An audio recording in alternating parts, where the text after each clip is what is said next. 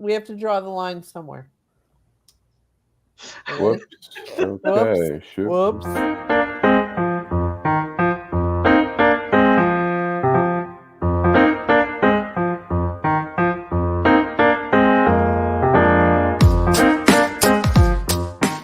Neighborhood beautification.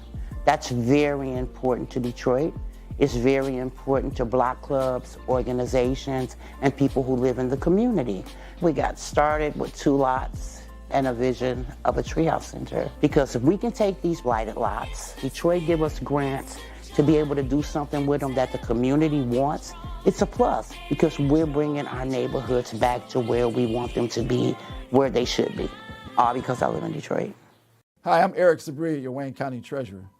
If you're living in a home of a deceased family member and you're facing property tax foreclosure, the probate process can be helpful to you. If you file a probate petition and notify our office, the foreclosure proceedings will be halted during the probate process. Contact us at 313-224-5990 or email us at taxinfo@waynecounty.com. We're here to help.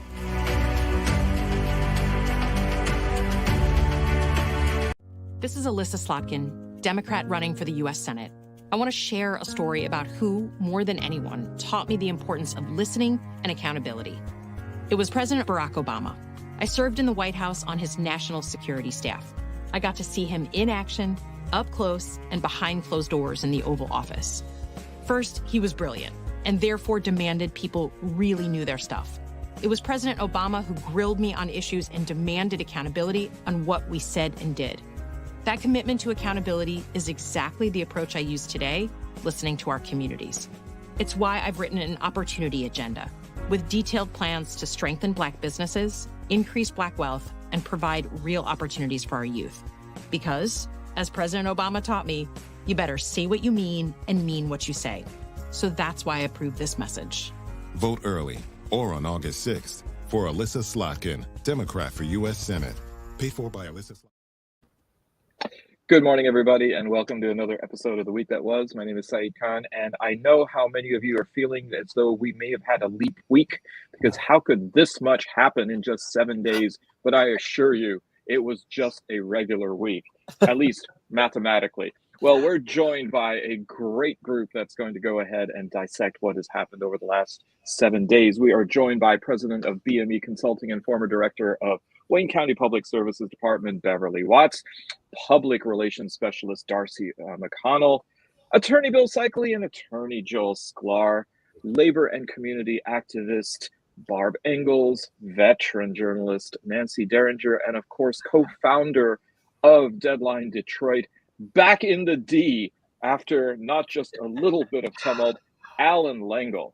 So, we now have, I guess, what shall we call it, an LBJ moment, that President Joe Biden has said that he is withdrawing from the race, and he has left it at least ostensibly open as to whom will be the Democratic nominee. Thoughts about this? And anyone? Oh, it's exciting. Go ahead. Well, I definitely was melancholy about it. He's been incredible as a president. And I certainly haven't worked on so many campaigns to have that success and then not be able to be there. And then also the way it was handled was just pretty awful for someone with his history and legacy. But I thought that his speech was fantastic, particularly when he talked about letting nothing get in the way of saving our democracy, including personal ambition. I thought that was a pretty powerful statement. And also him, sort of passing the baton to Kamala. So Darci, on that, I guess every president considers his or her legacy moving forward. How do you think this moment and the way that Biden handled it will then frame the way that he is remembered for these 4 years? Well, like I said, I thought that speech was excellent. And I really think that he handled it better than a lot of the other folks in the party, frankly. They're leaking like a sieve. Every other day we're hearing somebody having a conversation about him getting out. So I think he handled it with grace and aplomb and did the right thing. Yeah. All right, Beverly. Yeah, and I totally agree. And like I said on Monday, the day after, on another news outlet. They called me for a comment. But like I said, I first. How dare you? How dare you? I told them never to call me again. But okay. But okay. But at first I'm just like Darci. I had, feeling melancholy because when you think about no matter where you side, where President Biden, no one really has given a lot more for this country than President Biden starting at the age of 33. We owe him a lot of gratitude. So it's not about red. It's not about blue. It's about red, white, and blue. For me, when it comes to President Biden, he sacrificed more than most. However, I turned it around and I said, you know what? For anyone who thought he was too old and maybe his faculties was fading away, if you don't think that he had some leadership in the way this was executed, I got something I can sell you. I mean, even down to the day. Now, we had heard whispers because I did go to his visit when he was here a couple of weeks ago at Renaissance High. So whispers was looming in the back that he was going to step aside. You just didn't know when. We didn't believe it at the time.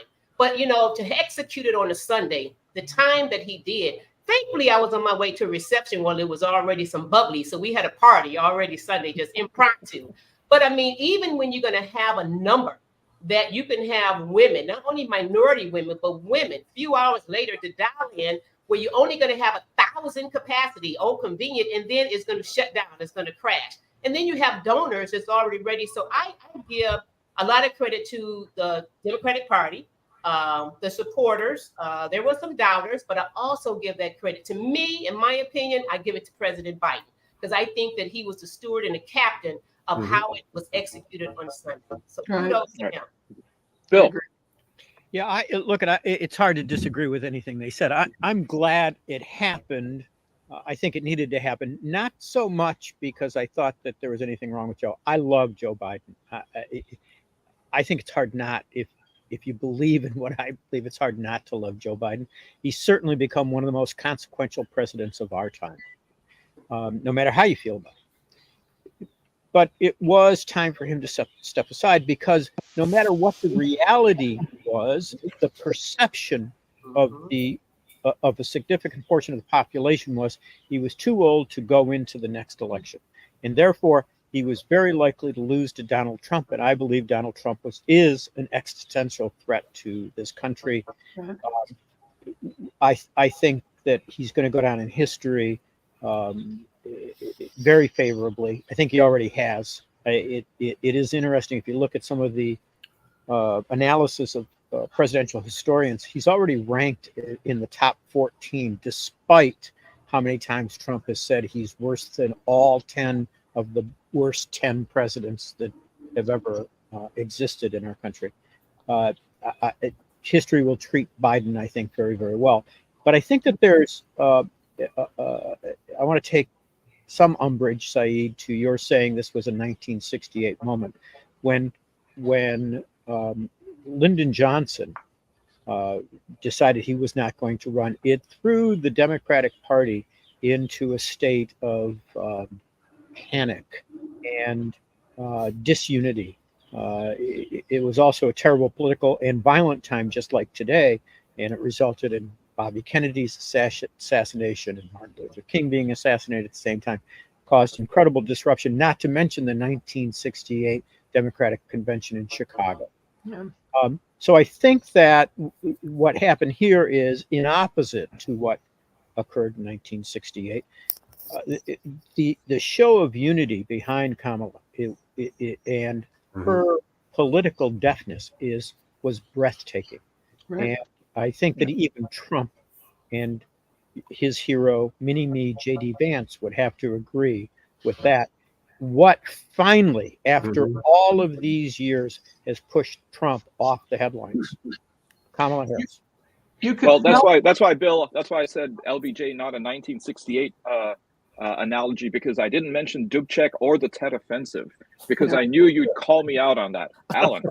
I mean, I agree. I mean, in terms of him getting pushed out, it was sort of a death of 1,000 cuts. I mean, it was just one thing after another. I mean, early on, then suddenly Carl Bernstein goes on TV and says, look, that debate, that was not a one-off. I'm being told that's happened 15 to 20 times in the last year. And then, I think people made it impossible for him to go on. They were destroying his campaign, but he did the right thing in the end, and he was so gracious in his speech that I think it all kind of it felt like a little bit of a healing process to what was kind of a harsh thing to do, but somebody needed to take the car keys from him. There was a national sigh of relief. Yeah. When it happened. So now we can concentrate on just what a completely psycho nutbag Trump is. Right. And Vance is no better than him, and I think they've got buyer's remorse with him. Yeah. Don't forget older. But grace is what's been lacking in this country. Right. Is Trump. And I think to show grace, which is a hell of a virtue, and not many people have it, quite frankly, is really going to mark him, I think, as a very good, if not great, president. To step down from power, to subrogate your ego to the interest of the nation, is such a patriotic thing to do. Washington refused the crown. Biden is refusing to go on. And I do think he has organic issues. I think it's best that he not be president, just for him physically and for the nation. But his showing of grace was moving. Yep. And really may have changed, at least I think that may change a tone. And you have Kamala, who was so articulate and can make the points of why the administration was the great administration that it was. She can carry that torch. I am so excited for her, and she's impressed me again. She secured her delegates within 48 hours, I believe. Mm-hmm. That's remarkable. So, I think Biden, the way he left was just full of grace. Yes. I hope that carries forward for the Democrats. Nancy, you are alarmingly quiet. We have a video. Oh, real quick. Video. Let me just play this. If you don't mind, I'm not going to be nice. Is that okay? I'm not. They want me to be nice. National unity, time of death, 6:20 p.m. I think I've been quiet because I don't have anything really to add to what's already been said, other than random thoughts. I think you can tell how effective this change is going to be by how flat-footed the whole Republican Party was caught on Sunday. I mean, they've been flailing for 5 days now. They don't have a message. They don't have. All they have is their usual bullshit, of stupid memes, offensive, offending single women.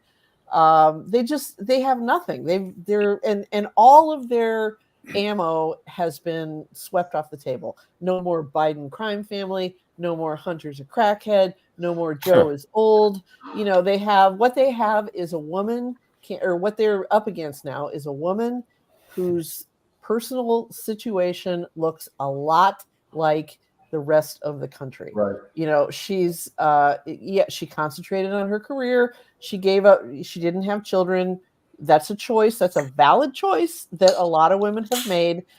She married later in life to a man with his own children.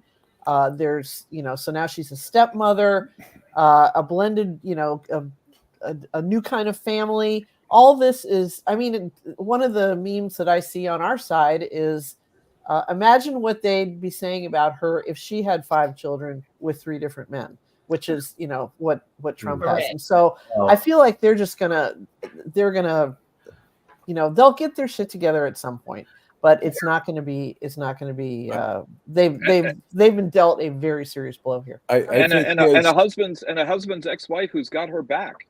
So, there you go. I think his comments about it, I think they were made a while ago about her being like a childless Catwoman, cat lady. That was Vance. Vance said that. I think we see I see some comparison to like when Dan Quayle did the speech about Murphy Brown and attacking single moms. I think they don't realize that America is pretty diverse in so many ways, including lifestyles, and they don't get it. They think there's one template that should be followed. It's sort of the master race should be this Christian white married children, and it's It's scary. Well, on one of the news outlets yesterday, one that Beverly did not appear on, so thank you, Beverly. They mentioned an interesting angle. They said that the kinds of attacks on Kamala Harris as a woman of color is actually going to now galvanize Black American men who do not take kindly to seeing a Black American woman being disparaged in that way. And so will chivalry prevail against this effort that the Republicans are making to try to court the Black vote? Yes, I definitely think so. I mean, you look at the number, they had their own number Monday night for them to call in. And again, that system crashed at the number of minority Black men. And not only Black men, we understand it was a lot of men that tried to get in and get on that call, and they said it was wonderful. So I definitely say it goes beyond the fraternity organizations. Of course, they're on board, but it's just a phenomenon. And so I can definitely say you're definitely going to you've galvanized and energized the Black community, the Black males, but it goes beyond the Black males of what I've been hearing all week. I'd like to point something out. I think that this issue about grace and dignity is an important one for our political state right now. And I want to point out that when Trump was shot, Biden got on television and said, there's no room, got on television right away and said, there's no room in our politics for political violence. No room for this in our country. He called Trump, and he did it with grace and dignity. And that night tried to call the family of the fireman shot.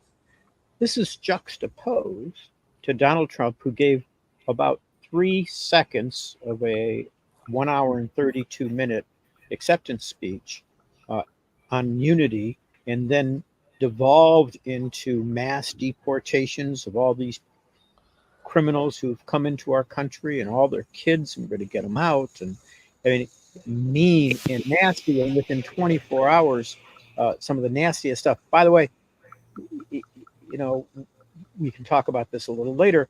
There have been 2 marches now in this country of Nazis in support of Trump, none of which Trump has condemned. That kind of lack of grace is going to turn around and bite him on the rear end, where I believe that Kamala Harris's and Joe Biden's grace will serve them well. Well, you forget to mention that the chanting was, "We love Hitler, we love Trump." Right. Well, not to mention that when Trump was shot, what did the people at the Trump rally do? Anybody see that video? They turned around and gave the press pulled the finger and were yelling "F you" into it. I mean, it is a comment about where we are, and this is not just their leaders. We've got a videotape I'm going to ask Allan to show later. I mean, this is not just the people following Trump. This is their leaders. Right. The thing that's really disturbing to me, I'm sorry, it really disturbing to me is the level of sexism and straight up misogyny that they're throwing at Kamala Harris. I've heard women saying that that she slept her way to the top. The new N-word being DEI, right? No, absolutely. The worst, saying that she immediately called a colored sorority. Oh, God. And to me, the worst one, there's a term going around right now from a woman that was on a show, and it was a term for the best way to give a man oral sex.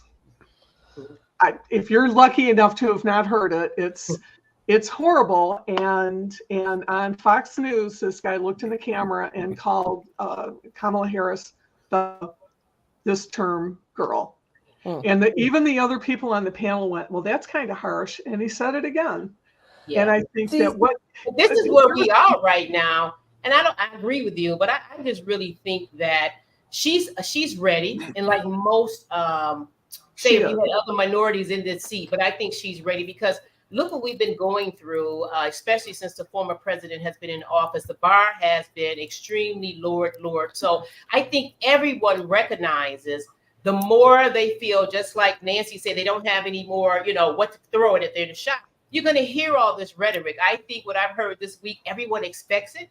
Everyone feels that she's up for the task, whatever they're going to call her. Everyone has committed to just stay focused and keep marching all the way to November. And we know they're going to throw every ugly thing they can, and everybody's prepared for it, and everybody's going to ignore it. And that's all they have. That's the other thing. That's all they have at this point. They don't really have, they're going to throw the old California as a hellhole and, blah, blah, blah at her, but they really don't have anything else.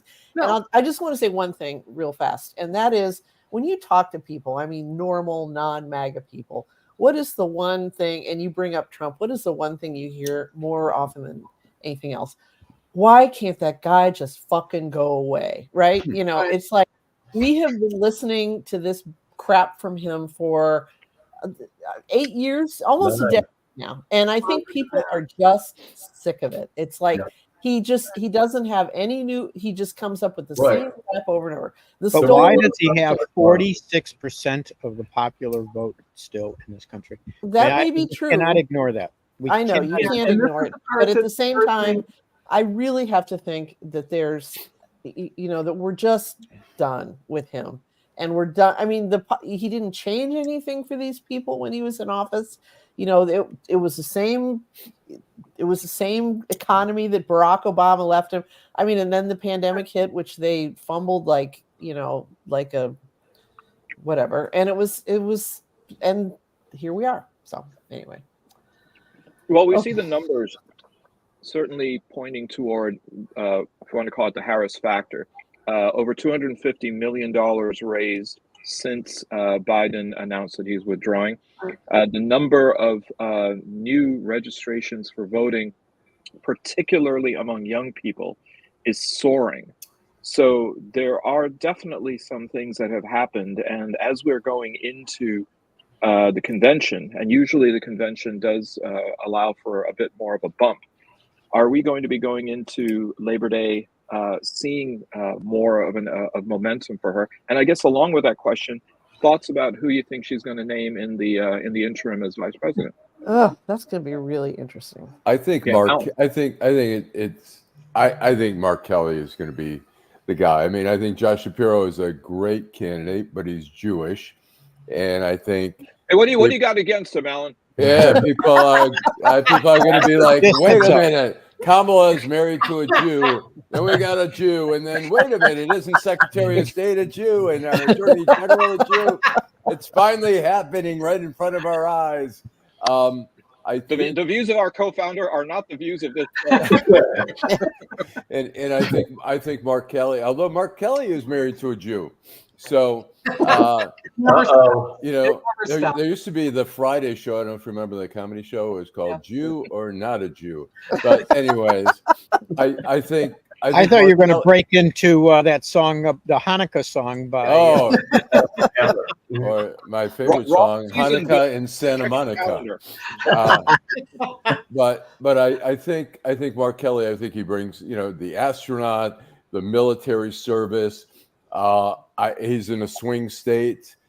He's got, I think, 6 more years left on his Senate seat. So, and there's a Democratic governor, so that's taken care of.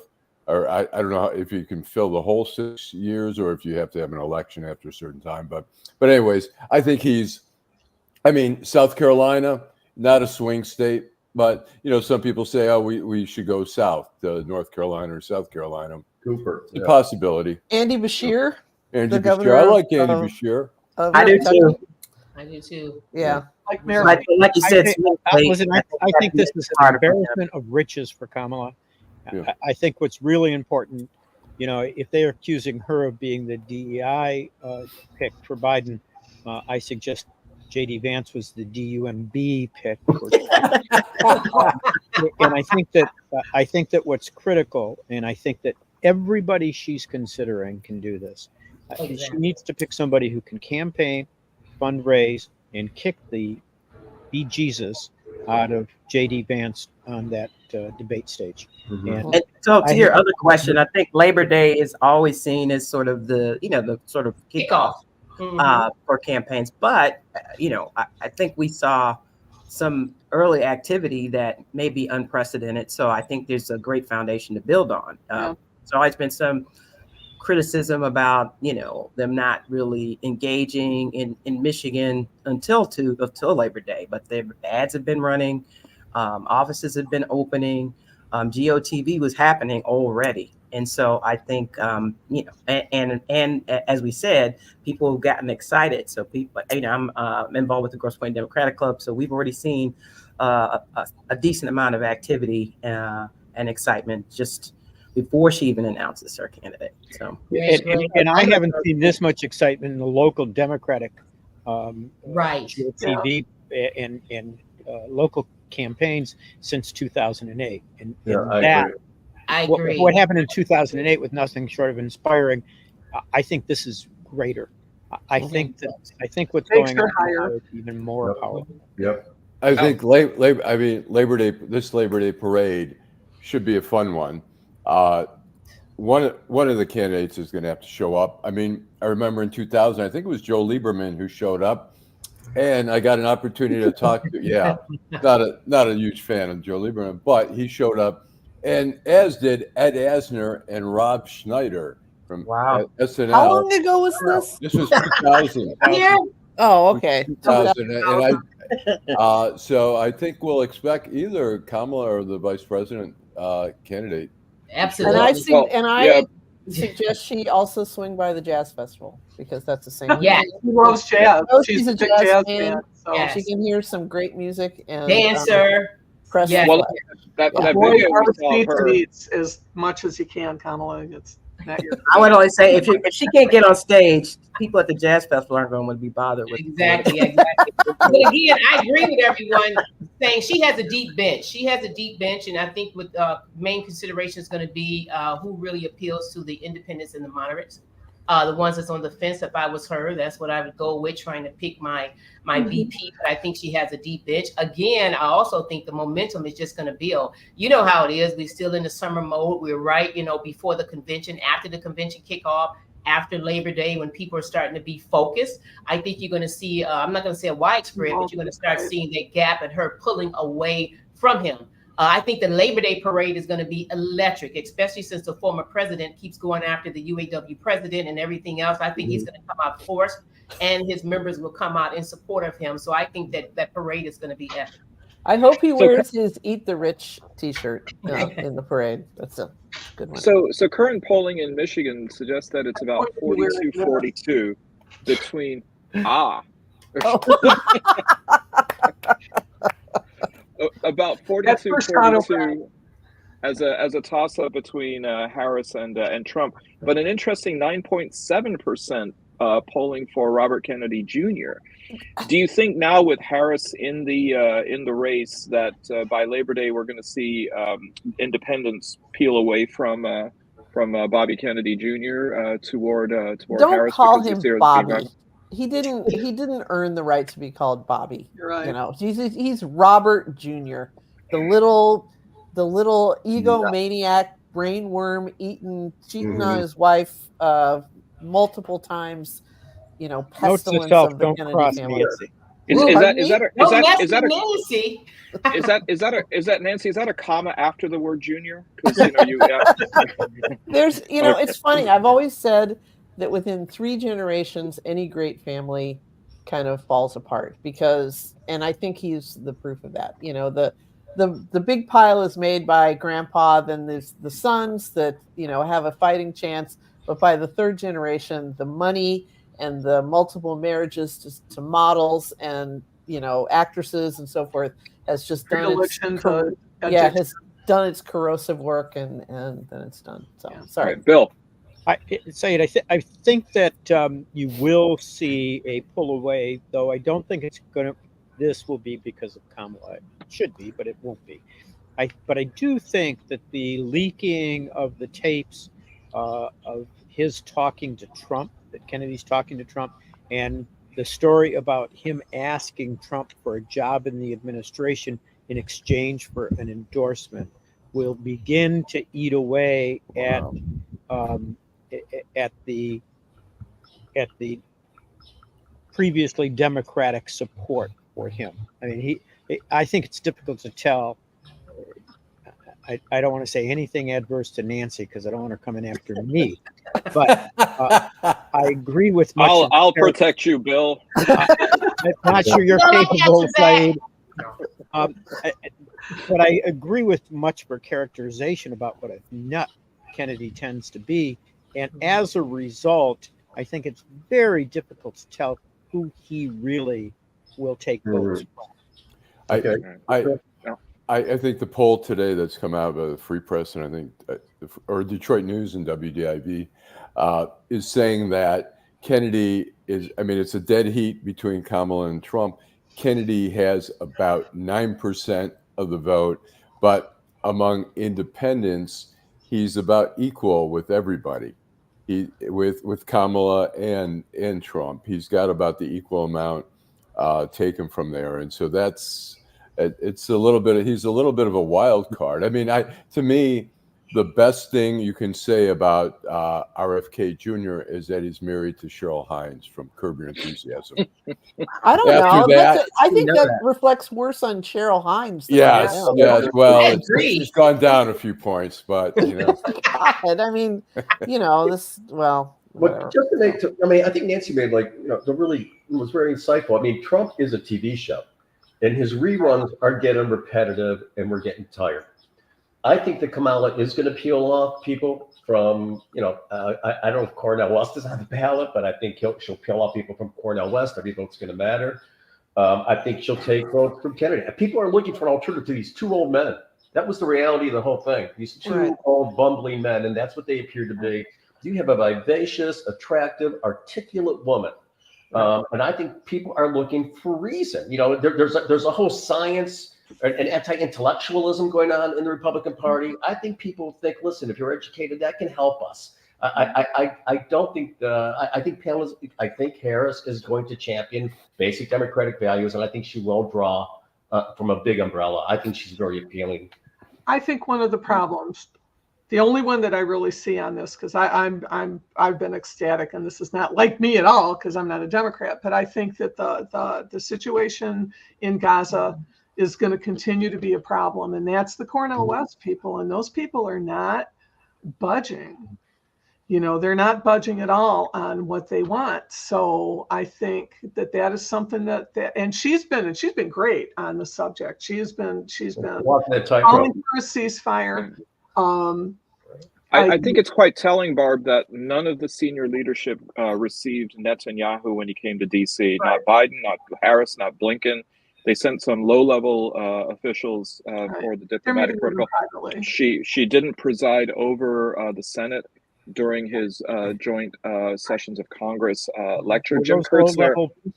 Were those low-level people like the Speaker of the House? And we're talking about really, and they've been talking to the leaders in the Arab American community in Michigan, and they're saying the same thing. It's like that's very nice. But in the meantime, that this is still going on. So that would be. I don't know what they want. Right. Yeah, I don't know what the reasonable ask is. The UK just announced that they will not contest the arrest warrants at the international criminal courts against Netanyahu and other Israeli officials. So I think that between the UK and I would imagine the US, they're sending several messages to Netanyahu that enough is enough. Whether that translates among voters or whether it's seen as too nuanced is an open question. Allan. I feel like the ceasefire talks, they're on the 1 yard line. That everybody in Israel, the IDF, the Mossad, the Shin Bet are all saying we're satisfied with security issues. We're ready to go into the end zone. Netanyahu keeps putting a defense up there to try to keep them from getting in the end zone, and he's getting hammered. I know he was getting hammered here with Kamala and Biden here.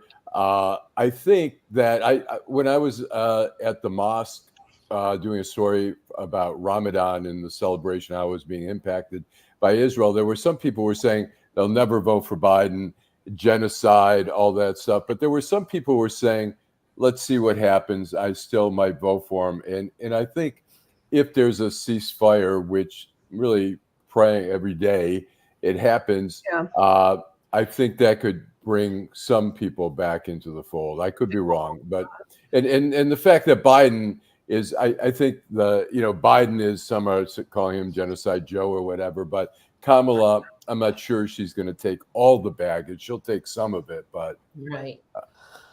To answer Ann Farrell's question, do any of you think Trump will fire Vance? I think that would be a fatal error, but I don't think he will. Sorry. Oh, then I hope he will.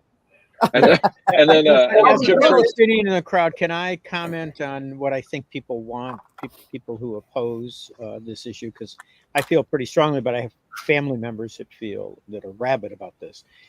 And I think what I think Kamala ought to do is say, look, it's gone too far.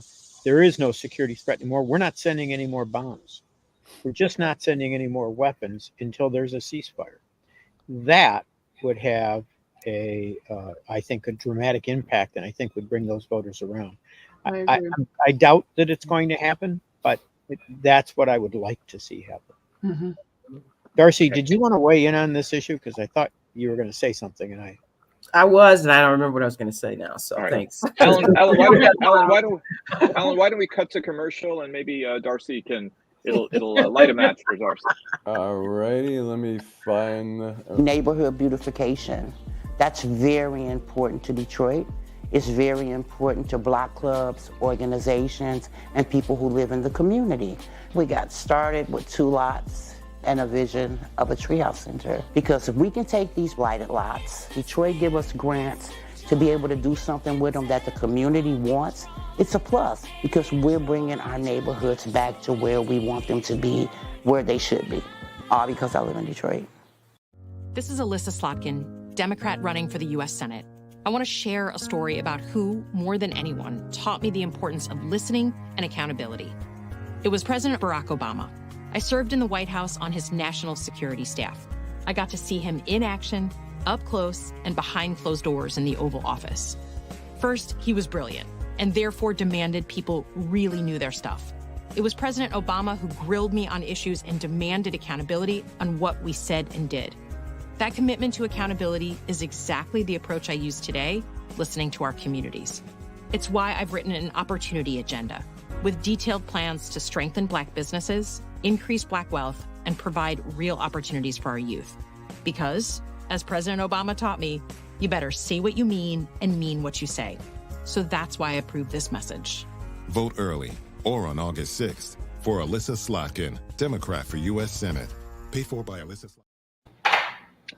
So after what was yet another pantomime demonstration in Congress, Director of the Secret Service, Kimberly Cheadle, announced that she is stepping down from her role in the aftermath of the Trump assassination plot. I don't know if anybody saw the proceedings, but again, just you wonder what Martians and others must be thinking about the way that the U.S. government works. And along with Washington news, it looks like New Jersey Senator Bob Menendez has announced that he's going to be resigning from the Senate to a very enthusiastic thumbs up from Allan Lengel there. I mean, Bob Menendez is, for no better way of describing it, is a piece of shit. I mean, in 2007, he was up for bribery charges in federal court in New Jersey. In 2017, the jury hung. The DOJ decided to subsequently drop the charges. That was 2017 or early 2018. That January they dropped the charges. That same year, him and his girlfriend and then later wife got involved in all these bribery schemes and international schemes. He's sitting on the foreign relations committee, and he's basically selling his seat and providing information to the Egyptian government, trying to fix this halal contract. I mean, the guy is a dirtbag. I feel sorry for his daughter, Alicia Menendez, who is an MSNBC host on weekends. Oh, wow. And his son, who's a Congress member. And I mean, just a disgrace to his children. But anyways, that's Well, I'm yeah, glad. just to add to that, the fact that he's, still not contrite and still saying he'll be vindicated. Right. The fact that he's dragged this out, which made it so much tougher for the Democrats, so just, so narcissistic and all of that. So, I'm glad that he's not running again. So, but on the Secret Service, just the tone and tenor. First of all, this is my understanding. This is the first time in the history of following an assassination where the director was let go. Like that never happens. So because of now, not saying that she did own up. She said the buck stops with me. Should she have handled the hearing a little bit better? Yes, absolutely. But I think it's more a testimony to just that tone and tenor that they have in these hearings, where it's not going to be a real conversation. It's just going to be histrionics, and I'm sure there's some sexism there as well. So. Yeah, you think if she would have been a white male, that a congresswoman would have referred to her as a piece of shit? I mean, that was so offensive. Again, the way they dealt with her was so the offensive. DI agents let it happen, and you see that. Yeah. Right. So Bill, you were mentioning about the Palestinian community and particularly with what's happening in Gaza and expectations. China announced that it has brokered an agreement amongst the various Palestinian factions moving toward the potential for a unity government for the Palestinians that would include the Palestinian Authority and Hamas, as well as others. What do you think this says then about American influence in the region and the growing influence of China on the heels of having brokered a détente between Saudi Arabia and Iran? Well, it's a fascinating question. I mean, unfortunately, when you're not an honest broker, it's hard to have much influence. And unfortunately, the United States has simply not been an honest broker in the Middle East. It's put its finger on the scale at every opportunity and hasn't kept any of the promises that it's made to the Palestinian people. Though, knowing my people, the odds of the Chinese brokered peace accord between these factions of the Palestinians is going to last. I think it's done. That's not going to last very long. Look, part of the problem is that, if you read this agreement, it calls for democratic elections in the near future. China negotiating a democratic election? Come on. And look, if this is going to happen, and I have serious doubts that it will, but if it's going to happen, it's going to take the international community coming together and saying, we're not going to allow this to occur anymore. We are going to come together, and if you kids can't play right, we're going to divide you in the sandbox and not let you near one another, and enforce a peace for a period of time and allow the Palestinians to build their nation. It hasn't happened, and until that happens, I don't think we stand much of a chance. By the way, Bill, the word for irony in Mandarin is feng shi. So, but Allan. And Saeed, you and I spoke about this a little bit yesterday, but I agree with Bill. I know you think there may be more glue to that agreement, but when I was in 2022, when I was in Israel, I took a tour of Bethlehem. There was a Christian tour guide, Christian Palestinian, and he was telling me, he said, if it wasn't for Israel, he says, there would be just all-out war between Fatah and Hamas. I just don't think in the Middle East, grudges don't resolve easily, and not that they can't be resolved, because look, Israel has some type of at least détente with countries like Jordan and Egypt and all that. But I think the hatred between the two groups is so great that, I mean, there were stories, and I don't know how true they were, that during the 2005 election, was it, or 2006 election? Six. There were Hamas was throwing some of the Fatah people off roofs in the Gaza. And so I think there's a lot of tension there. So I mean, it's great.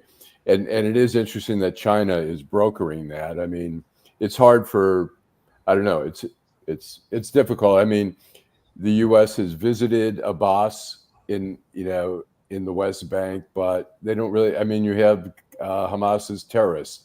So they've had a hard time being, as you say, an honest broker in that. So. I look I don't disagree with my fellow Semitic friend Allan on this. However, I would point out that there are a fair number of Palestinians, and I am amongst them, that says if we could ever get our act together and not fight with the Israelis, they'd implode. Many of the same things that the Palestinians have fighting against them exist within Israel. Yeah. And if they didn't have the Palestinians to fight against, one wonders what would happen to the domestic politics of Israel. Semitic people do have this tendency and hold grudges. We, I think, went to Appalachia and taught some of those. The Irish have you guys beat, but okay, go ahead. Yeah, Irish Alzheimer's, right? You forget everything but the grudge. Right. Joel, I think you and I are going to have to assert our Britishness yet again. But Allan, I'm glad you weren't in Israel last week and looking to come back on Delta, because you might still be there.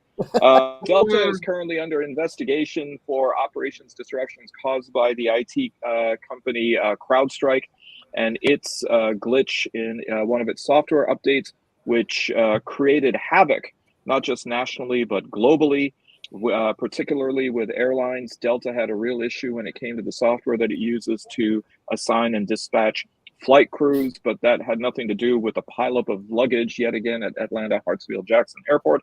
Allan, I believe you might have had some kind of personal interaction on this. I did. I was in DC for 10 days. I was supposed to come back Saturday. And right before I went to the airport, the flight was canceled. So at least I didn't go.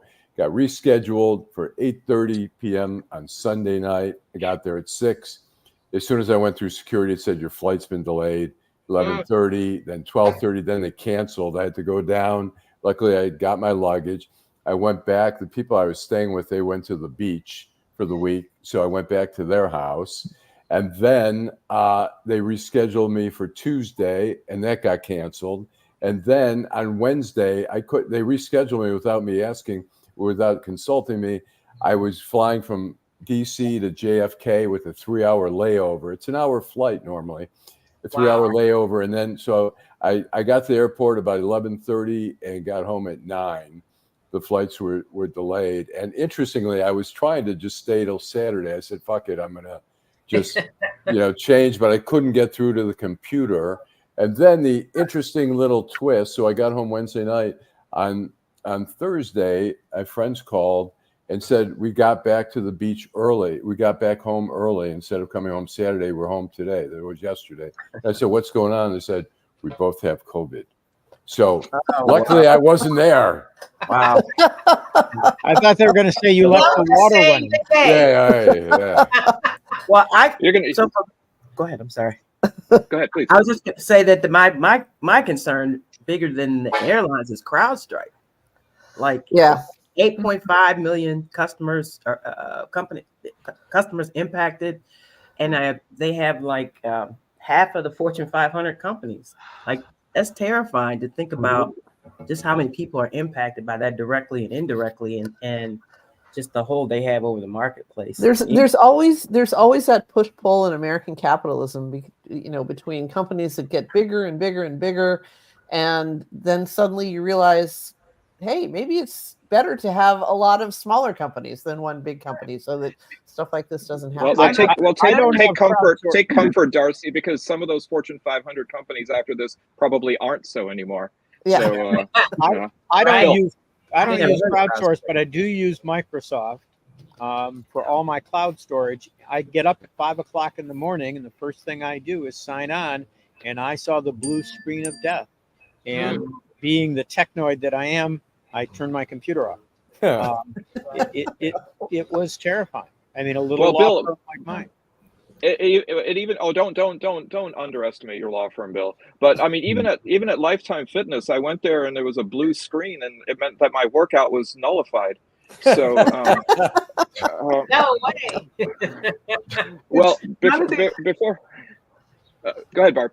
I was going to say, and none of these companies with these big bloated things, and they're taking on all the other ones, they're not putting money into research and development. They're not putting money into upgrading their systems. They're not insisting that the people that they hire upgrade their systems. They're just, as long as they can get by, as long as they can just barely get by, they're going to keep doing this. And I think hopefully this is a bit of a wake-up call for them. But, you know, we've seen this over and over again. It's time to take a little bit of that money and stop enriching themselves. And oh, Barb, you're such an alarmist. You're such an alarmist. You probably think these high food prices have something to do with record profits for the grocery stores.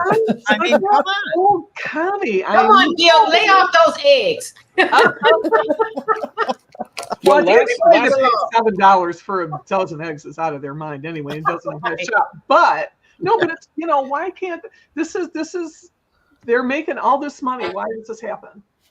Well, last month we had a disruption. I was overseas in the UK, and for 24 hours, my cellular data was completely knocked out because of a third-party provider for international roaming.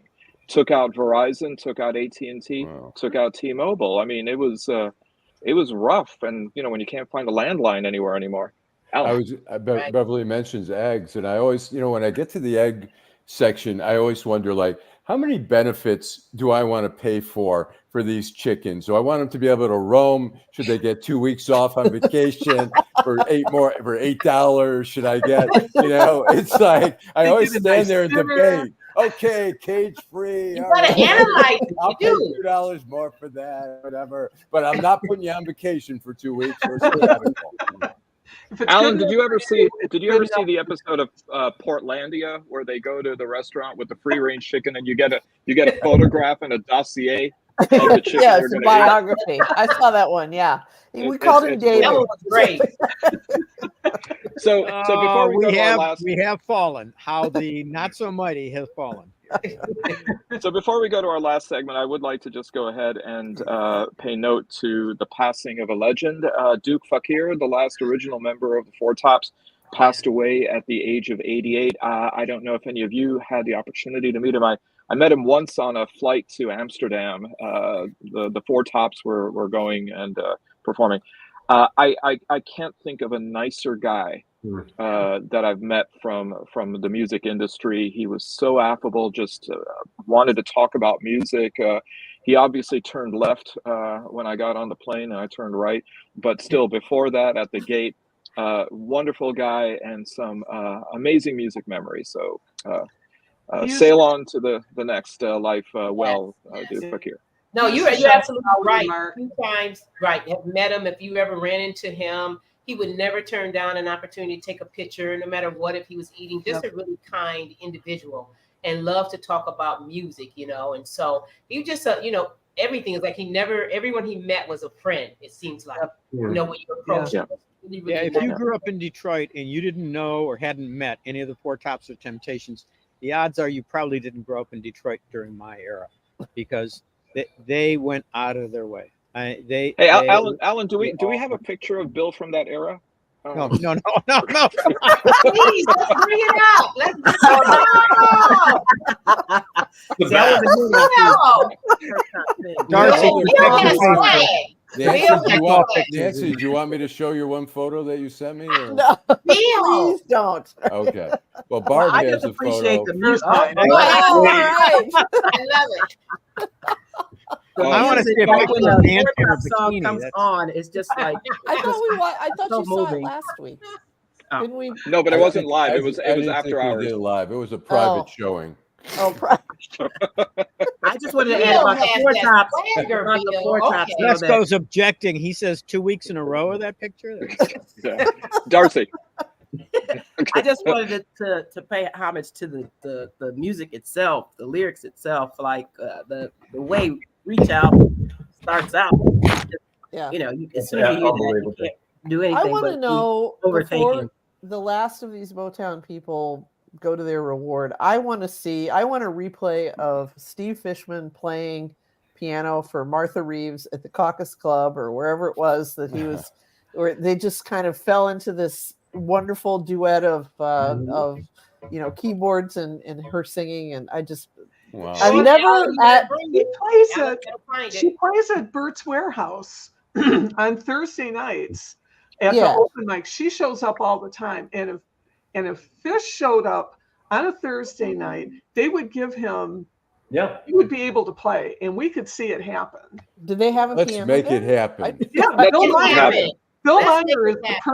is the permanent guy, but on the open mic, if you sign up, you can do it. Let's make it happen.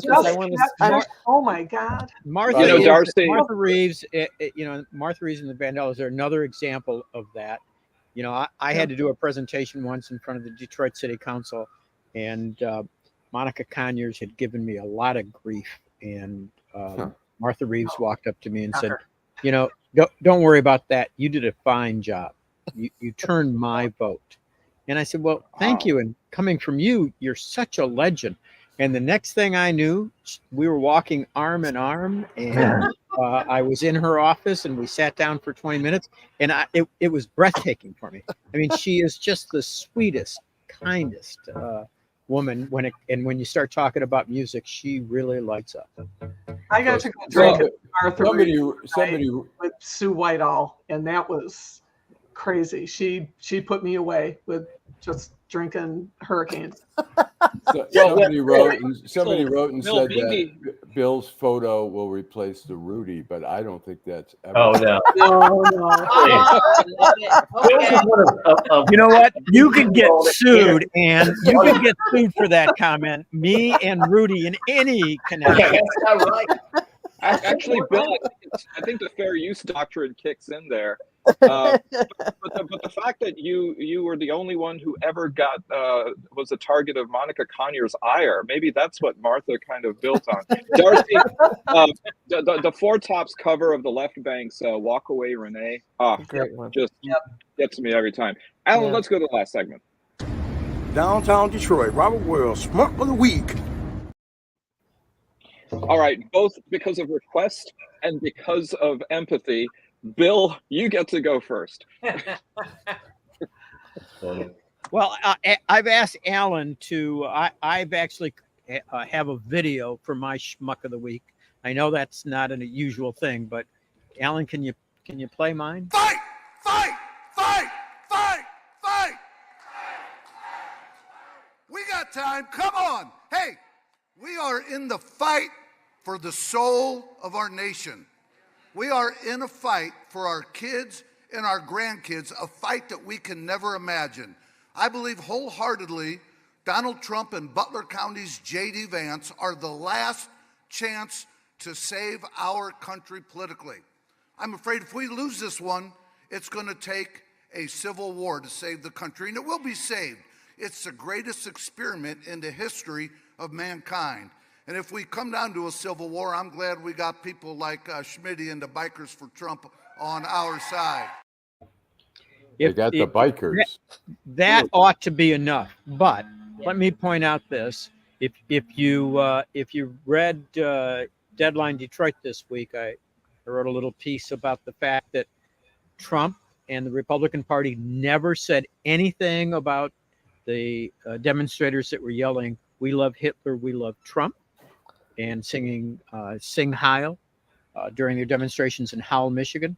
And no one, not Trump, not Vance, not the Republican Party, came out and said anything against this guy.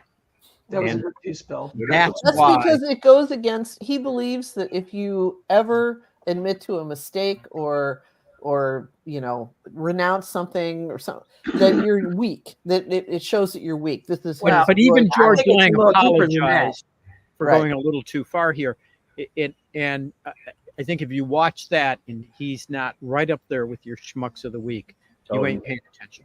But a narcissist never apologizes, never admits they're wrong, and he's exactly. He's a class. They don't see it. Well, each one of these guys goes to bed dreaming that they could be the next person up on Stone Mountain. So that tells you something. I think All right. Michael may be right. Michael Papst may be right. I mean, I think that you can make an argument, especially given the fact that he's an elected official. Yes. That may well be treasonous. That's pretty funny. Wesco says if you Bikers for Google Trump. bikers for Trump, they're the least intimidating group of people I've ever seen a bunch of elderly people. Navy SEALs, they call them. Yeah. What Look, did you say? the gout and Sky. Oh. Al Qaeda. The gout and sciatica are real. So, Darci, who's your schmuck? My schmuck of the week is Missouri Governor Bailey, who continues to fight the release of the wrongfully convicted at every step of the way. Definitely. Okay, Joel. Oh, I'm going to go with Candace Owens, whose praise of Hitler was a little bit upsetting. She was saying, why Hitler gets such a bad name? We're taught to be scared of him. And this is like the Kanye refrain. I think on the far right, there is an embrace of Hitler. There's a revisionist that this guy was warm and fuzzy and just a nice guy to be with. It was really offensive. And Candace Owens scares me. I don't understand where she's coming from. I don't understand what she's doing. She's a strange egg, Yes. But that comment was just, again, it's infuriating for people not to acknowledge reality and history so we can learn from it, and to advocate for a right-wing swing to white Christian nationalism, which is happening, is frightening for all of us. Mm-hmm. So she's my schmuck of the week. Yeah, she's terrible. She's a friend of mine. A friend of my daughter's mother, who is very conservative, and her daughter is not, is always using Candace Owens as like an olive branch. Oh, it's a black woman. I think you'll really if you just listen to her podcast, it's a black woman, and I think you're really gonna like it. So anyway. Oh gosh, yeah, really upsetting.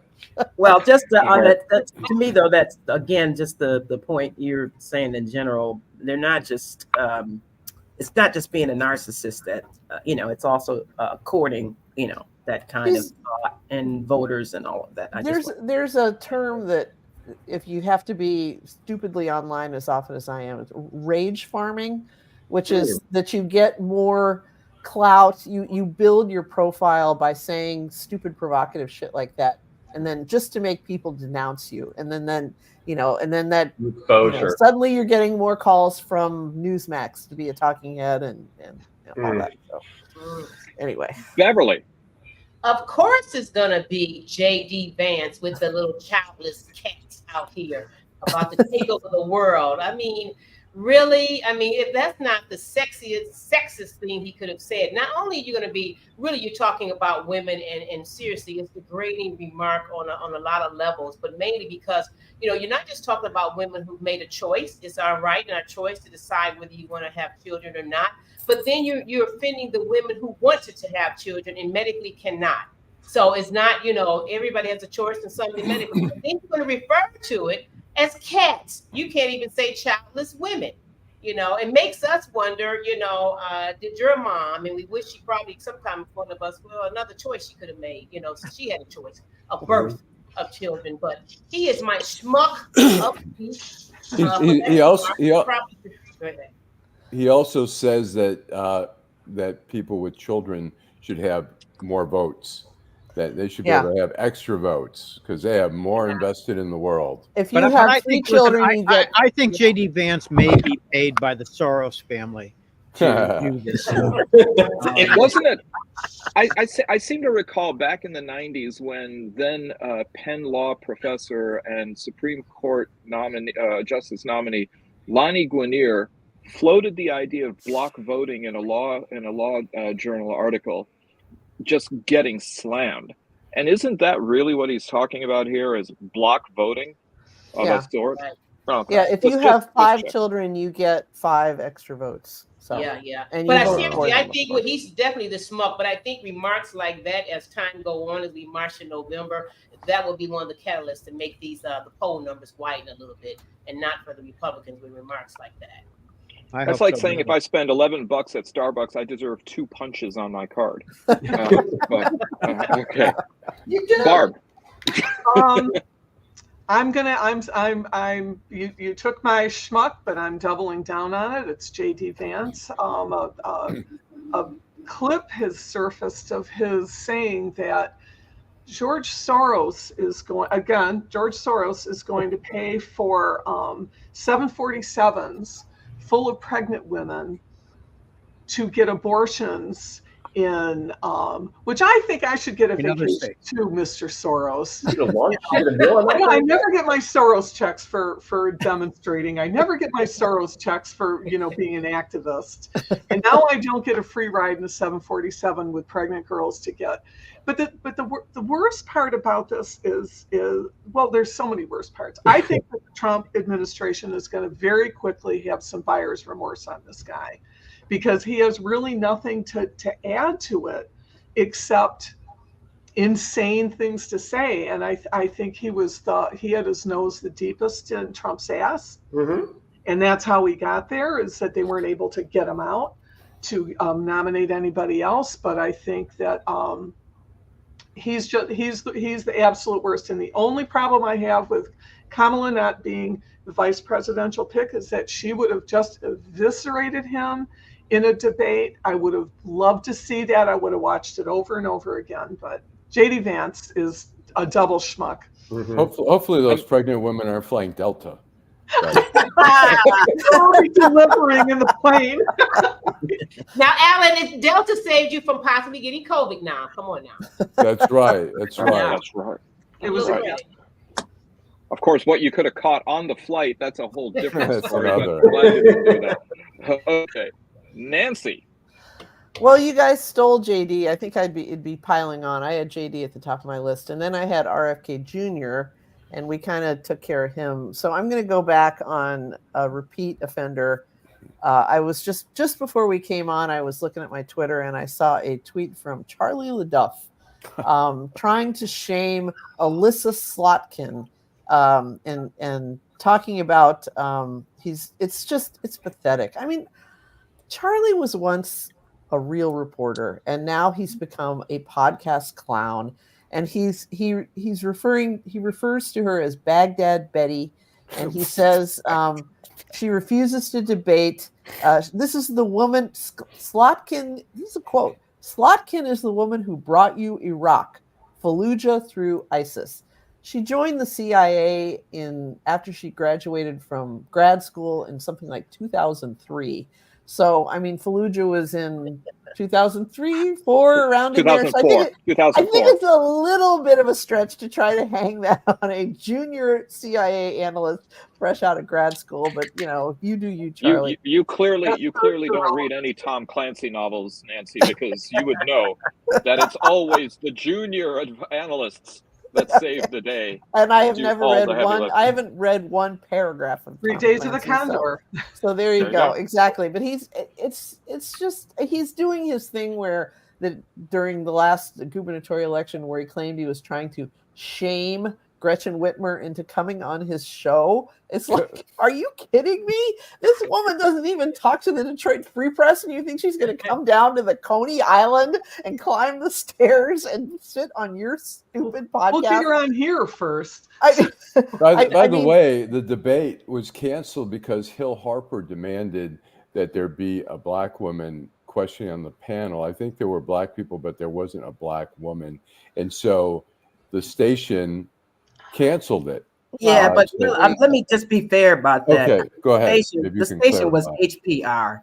I mean, HPR has like a 2-mile radius or something like that. Okay. They weren't going to allow for video. It was going to be audio only. Okay. HPR was not going to allow the press in. They disputed that, but that's, those are the terms that are agreed upon. And wasn't it bad hours? Slotkin could have picked, a number of entities have asked her about debating. So, I'm not going to give her a pass on that. I mean, okay. it was kind of a joke. And then what time of day was going to be? I think it was going to be at noon or something. I think it was 10 a.m. I think it was 10 a.m. I thought it was 2 a.m., but okay. After the national anthem. All right. Well, anyway, that's my schmuck. It's Charlie LaDuff and his, ego. Barb, speaking of 3 Days of the Condor, the hitman was played by Max von Sydow, who also played Jesus and Ming the Merciless in Flash Gordon. He played Jesus in The Greatest Story Ever Told. All right. But Ming the Merciless that's is great. range. He was merciless. That is range. Yeah. Love it. Allan. All right, I'm going to pick Usha Vance, married to J.D. Vance, and who seems like a very smart, progressive woman. She's a Hindu. She's married to a guy who's like a Christian nationalist, and Cheryl Hines for being married to RFK Jr. Shame on both of them. Shonda. Well, I'm glad that you're not just critical of the Jewish race today. I see you're going after a couple of women as well, Allan. So way to play the field. Again, the views of the co-founder do not reflect the views of anybody else. All right. Well, my schmuck, I mean, there's so many. I wish we could bank some of these. One has to be every Republican who gave a standing ovation to everything that Netanyahu said at the joint sessions of Congress, especially the lies. But my real schmuck is Tennessee Republican Representative Tim Burchett, who managed to call both Vice President Kamala Harris and outgoing Secret Service Director Kimberly Cheadle, quote, DEI hires, and doubled down on it. So as somebody said before, DEI is sort of the new slur that people feel as though they can say with impunity. And there you go, Tennessee. I'm going to be really interested in this fundraising concert that Beyonce and Taylor Swift are going to be putting on, because the Beehive and Swifties, both of whom have issued death fatwas against me from time to time, when they bring their formidable might, this may be what we talk about on November the 6th as being what changed everything. It may. It may. You're absolutely correct. If they have voter registration at that concert, oh, they will. They will. They each have hundreds of millions of followers, some of which are adults. No, I think that there's a lot of clout there. I mean, this is the new age. It is. I can see Trump screaming about how that's cheating. And they're going to if you bring these stars in, that's got to be cheating, right? And they're going to put Ted Nugent and Kid Rock up against it, and that is going to be epic. So there you go. Can we start a campaign to force a disassociation of Kid Rock from the name Detroit? Because Romeo's a lifelong Detroiter, that offends the shit out of me. When I'm out of town, and I tell people Kid Rock, I said he grew up in a mansion in Macomb County. They're like, what? They think he grew up like in a trailer park. Yeah, he says I'm straight out the trailer. It's like, yeah, give me a fucking break. Well, he is trailer trash, but that's not where he grew up. Can we wish Mick Jagger a happy 81st birthday today? Yes. Yes. But Barb, I believe his 37-year-old girlfriend beat us to the punch. He now has great grandchildren and a 5-year-old son. Wow. That's incredible. Why is he president? Now that's presidential material. That's right there. Sermon. And he can dance. And he still can dance. Yes. Exactly. Bill, before you leave, do not forget to get this concert. You got all of us promoters here with Steve and Martha Reeves. We want it. Yeah. We want it for sure. It was bad. That's an easy one to arrange. It was serendipitous and beautiful. Okay. Yeah, Bill, I believe Mick moves like Jagger. In case you're, but anyway, thank you all for really providing such great insight and humor to another very, very busy week. Thank you, Beverly Watts. Thank you, Darci McConnell. Thank you, Joel Sklar. Thank you, Bill Seikaly. Thank you, Barb Ingalls. Thank you, Nancy Derringer. And as always, thank you. And last word to Allan Lengel. Drive home safely. Have a great week, everybody. Good.